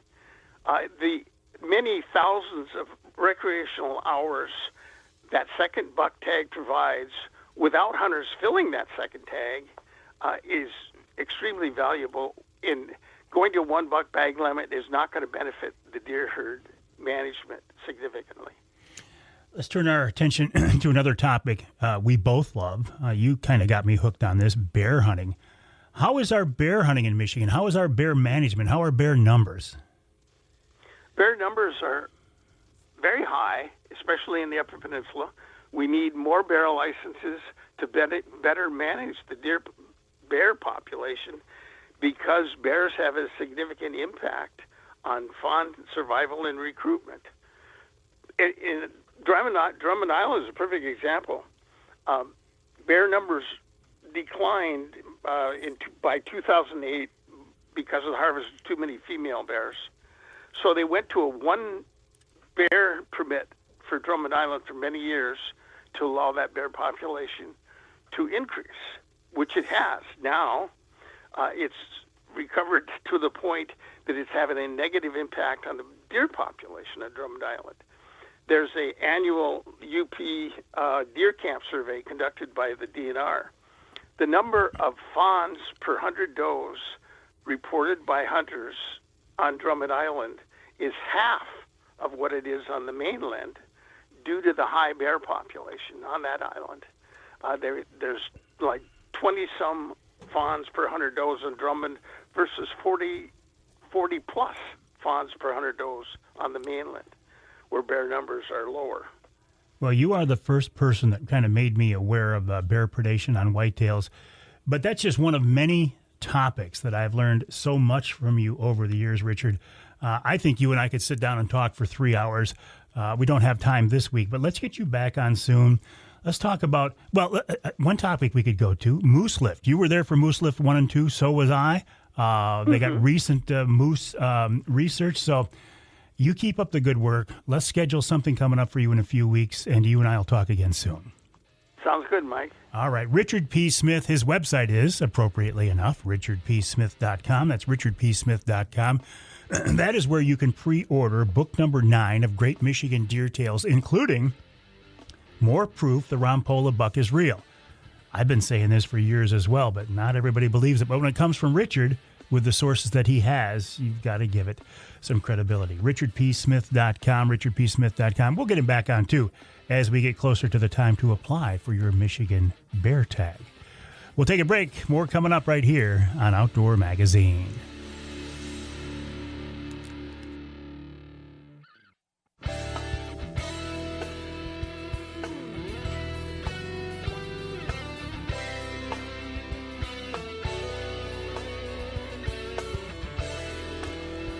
You can hear the Outdoor Magazine show in Traverse City, WTCM 580 AM.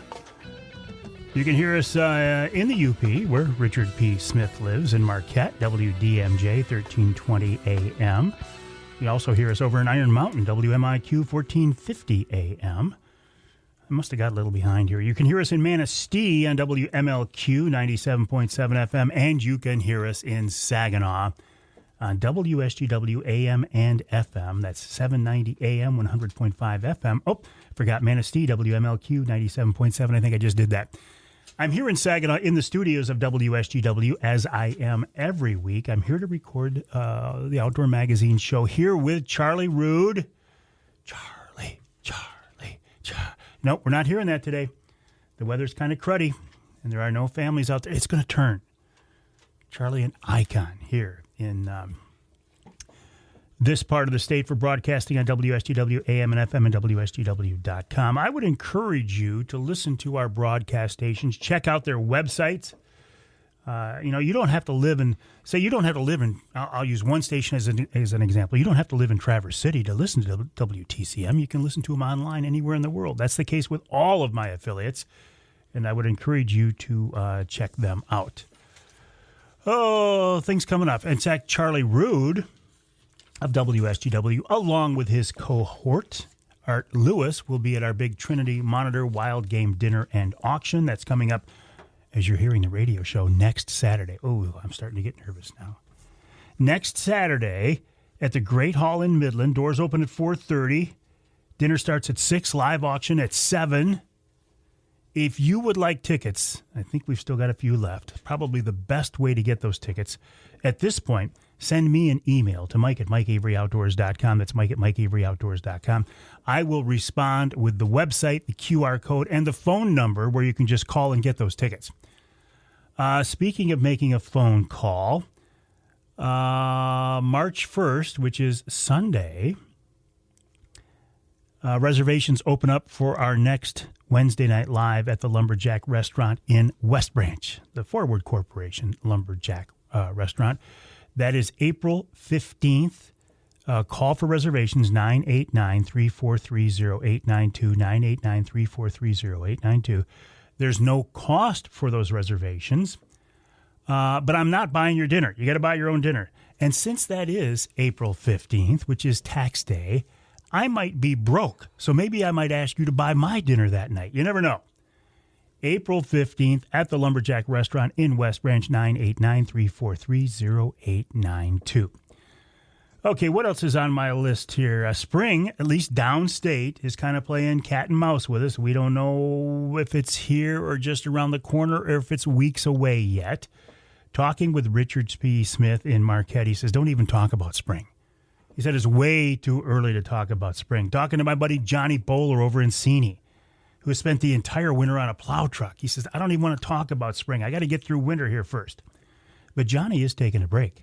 He's coming downstate. He's going to visit us trolls at the Trinity Monitor dinner. In fact, he's giving away a bear hunt for the live auction.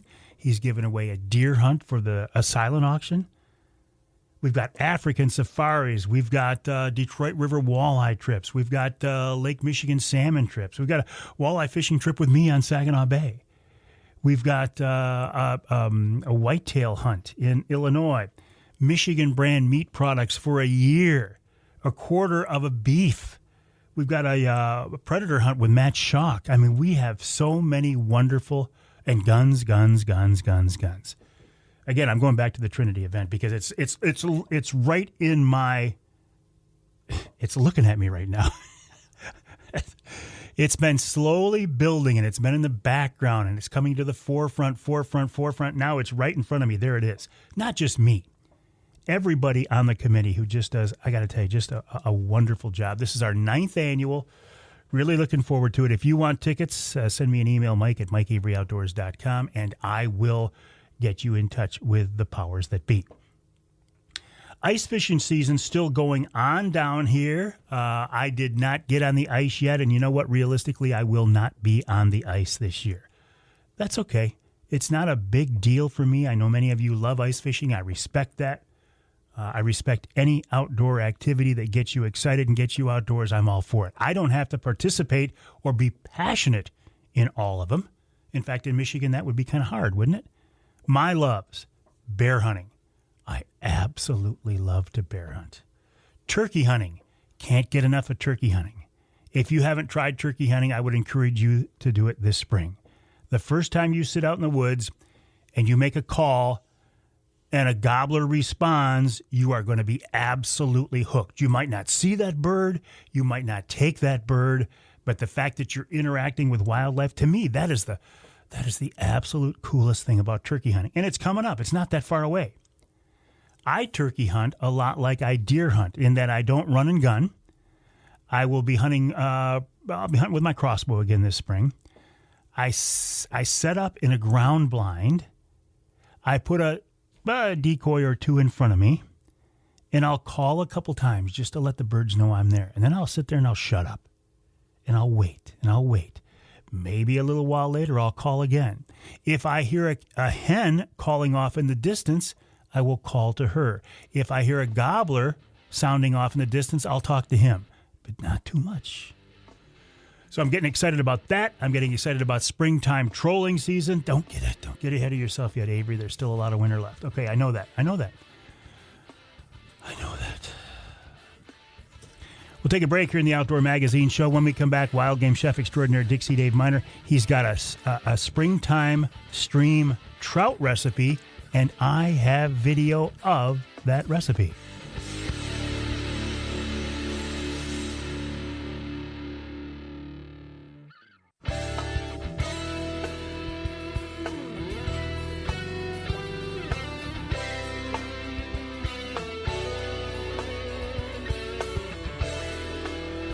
Welcome back to Outdoor Magazine. So glad to have you along with us. If you are a new listener, thank you so very much. If you are a long-time listener, I also appreciate you very much. And if you've been with us before, you know that we wrap up each week's show with wild game chef extraordinaire Dixie Dave Minar. If you know Dixie Dave, and a lot of people do, a lot of people know Dave from his years in the kitchen at the Oscar and Joey's and the old Dixie Inn and now the King's Dish up in Standish.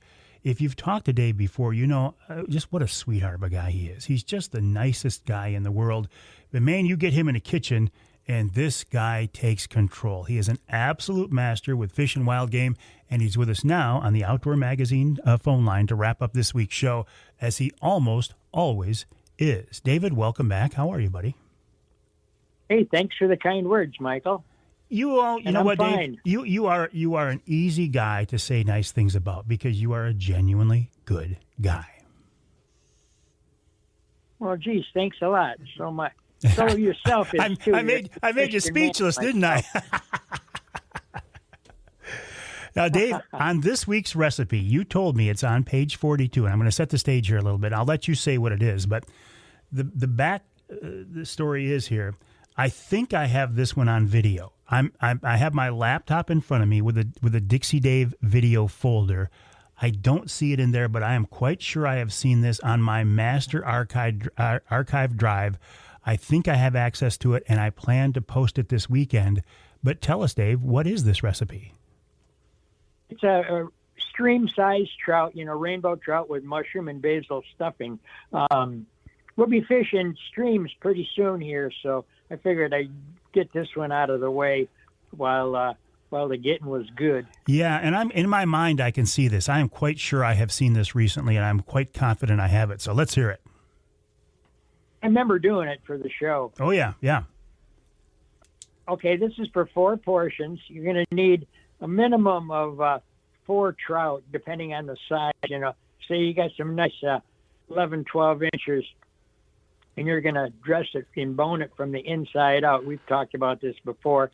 You take a nice sharp knife and hold the fish with the opening side towards you, and then run a real sharp, thin-bladed knife on both sides of the ribs, and then you can work the bones right out, so you get a boneless package of meat.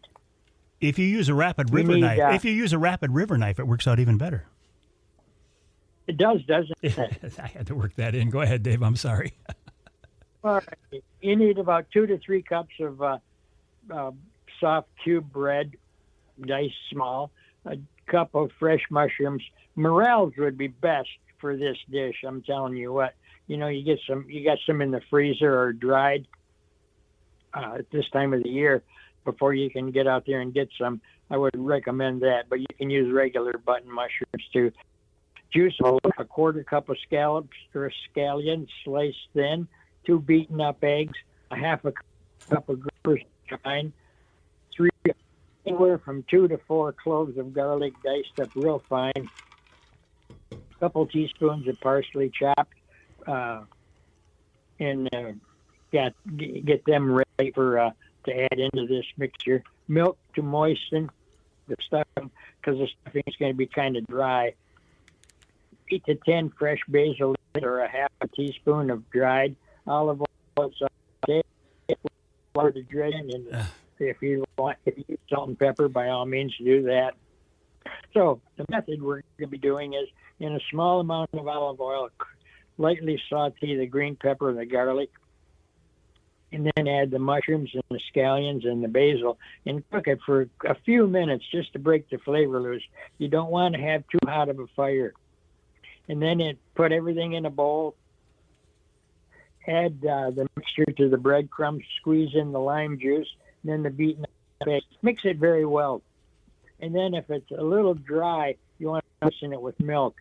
And then if you use salt and pepper, by all means, now would be the time.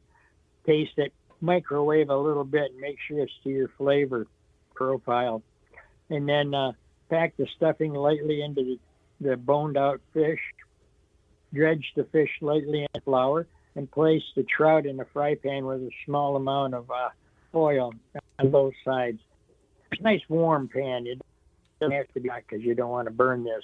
reduce the heat and cover. And if you wanted to, you could leave this on top of the stove, and then when the stuffing is nice and hot and the fish is done, you want to get it up to about 180 degrees because you have eggs in it. If you're browning the fish, if you wanted to, you could place it in an oven-proof dish and bake it for 10 to 12 minutes at 350 degrees, or again, 180 degrees. So, and then there's a sauce that you could make real simple. A cup of dry white wine, a quarter stick of butter, a teaspoon of chopped parsley, and juice of a lime. Remove the large bits of stuffing from the pan.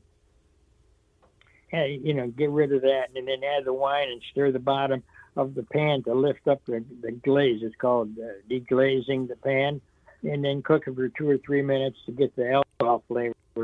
Add the butter, the lime juice, reduce the volume over high heat, thick and creamy, and pour this on the plate. Dave, you're breaking. You're breaking up. You're breaking up real bad. I got to let you go anyway. Next week, let's see if we can't find something to try to address that, because you're breaking up to the point where it's hard to follow you. I'm willing to stick around and try to make sense of it. But if we can get a better signal, better connection the next week, that would be great. Wild Game Chef Extraordinaire Dixie Dave Minar, a big part of the Outdoor Magazine show. My name's Mike Avery. I'll talk to you next time right here on Outdoor Magazine.